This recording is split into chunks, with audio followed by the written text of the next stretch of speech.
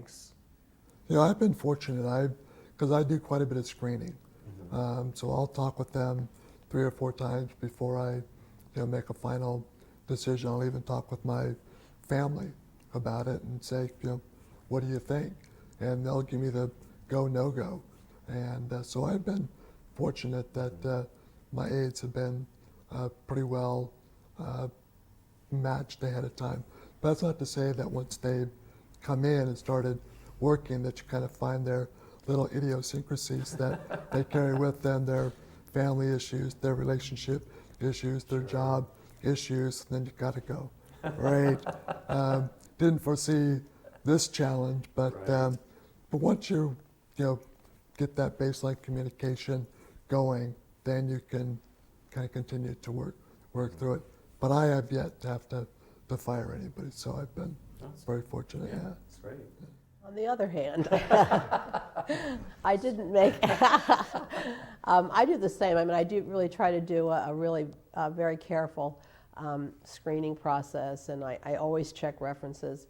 But one time, and it was, in desperation, sometimes when you need somebody right away and you don't have a lot of lead time, and you say, well, this will probably work, and that's what I said, this will probably work. And even checking the references, I thought, well, I hope this works. Yeah.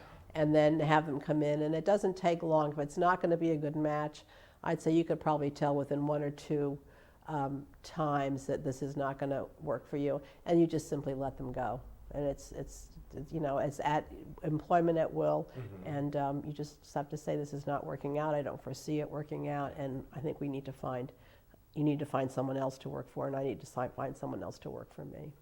Well, for consumers who are maybe new to in-home supportive services and maybe is a little afraid that if they let someone go, there may not be a ready replacement, can they turn to, I think you mentioned the urgent, is there a resource available so someone doesn't feel as if I've got to take someone I know will not work out just because I'm afraid there may not be someone else available? Well, the urgent care registry is really for emergencies. It's not for daily ongoing support. So it has to be for those that need it for health and safety issues. And you have to have, I think it's down now to 35 hours a month. You have to have been awarded 35 hours a month of care to be eligible for the urgent care registry. And it has to be for getting up, being fed, that type of thing. So it just can't be that, gee, I haven't had my rugs vacuumed in a week now and I need somebody coming in. That's not going to fly. I don't think, you can always go to a registry, but the problem with a lot of registries is you have to apply and they have to go through your insurance, and it's not like, I need somebody. It doesn't happen instantaneously. So that's why I think it's so terribly important that folks do have family members or friends or someone in the community that they can have as a backup when this happens to them.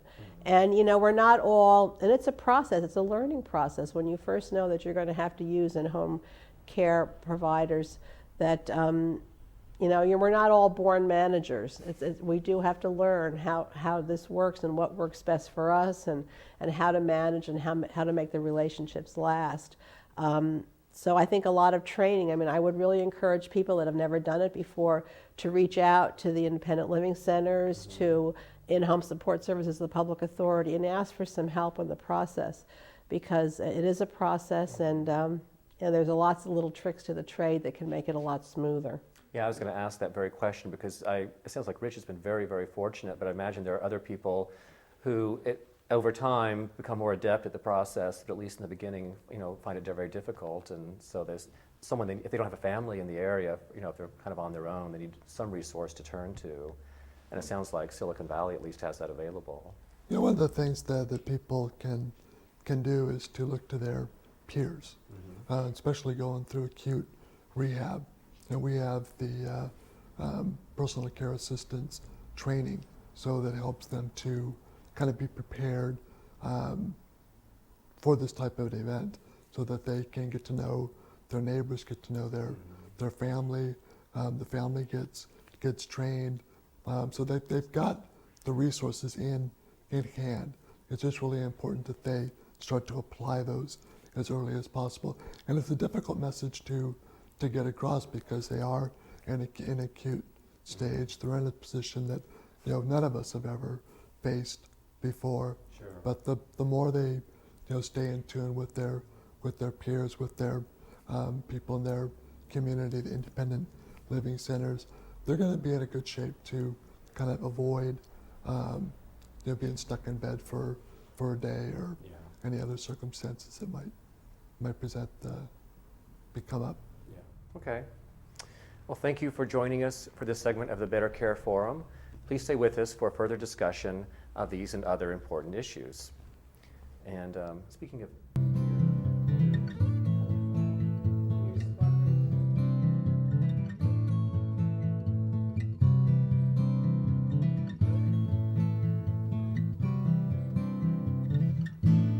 welcome back to the Better Care Forum discussion with Janie Whiteford and Richard Patterson. And I wanted to follow up just for a couple of moments on the notion of peer support and how important that may be outside some of the formal organizations that are perhaps county run, what kinds of informal, formal, or volunteer organizations there are for people to turn to who may have questions about hiring and training and that kind of issue. Well, I think peer support is tremendously important and incredibly helpful to folks. There's nothing like someone that's been there and done that to help you over the pitfalls of the whole situation. I know in Santa Clara County there's a multitude of different organizations that do provide peer support. I run a women's peer support group for spinal cord injured women that meets once a month, and we do talk about in-home care and how to go about that, what the process looks like. Rich also does one. You want to explain yours? I facilitate both a spinal cord injury support group as well as a traumatic brain injury support group. One of the topics that we focus on is in-home supportive services, how to go about it, the purpose of it, how it's going to benefit you in the long run. But as Janie mentioned before, those who are new to the disability environment, the best thing they can do is to really align themselves with their peers who also have similar types of disability and similar types of needs. And it's really it's invaluable opportunity to kind of integrate with your peers and find out what works and what doesn't work. And that's way it helps them to kind of, with that transition, to kind of get away from the family and start having their personal care assistants separate from their family as much as possible. At least that's the message that I like to encourage people to do. And just how does someone find out about or contact a peer group like the two you have mentioned? Is there a resource at the Independent Living Center, or is there, advertising? But how does someone go about who just doesn't know where to turn to? What would they do? I know for Rich's group and my group that you can get information through the Valley Medical Center and their research center, that they have that kind of information for those two. For stroke, the Post-Stroke Association has information on their support groups. I know that the MS Society has support groups. Alzheimer's and Dementia Association has support groups. So practically any disability that's out there has support groups available. I know a lot of agencies, I think Alliance for Community Care has support groups for folks that have mental health issues. I think that once you find out an agency in Santa Clara County that deals with particular issues that you're dealing with, they can direct you to the right resources for peer support. I can give you a website for spinal cord, which is www.sci-tbi.org, and that will bring you right to the Santa Clara Valley Medical Center website, give you a list. Yeah. We've been talking a lot about sort of county-centric programs. I assume there are statewide, or at least organizations that are statewide that are kind of working on the same sorts of issues. And I know, Janie, that you're involved in one, if not more, of those. I was hoping you might tell us a little bit about what's going on at the state level. Well, every county in the state of California has in-home support services. They also have a public authority, which is an adjunct to in-home support services. Statewide, the public authorities directors have banded together to form an organization called CAPA, California Association of Public Authorities. And this organization assists all public authorities with their mandates and to become better informed and improve their programs that they have available. They also have a lobbyist. They do an awful lot of lobbying for programs and laws that impact in-home support services at both the federal and state level. There's another organization which we're just starting called California In-Home Support Services Consumer Alliance, called CICA. This is a statewide organization of the in-home support services advisory committees and consumer governing boards.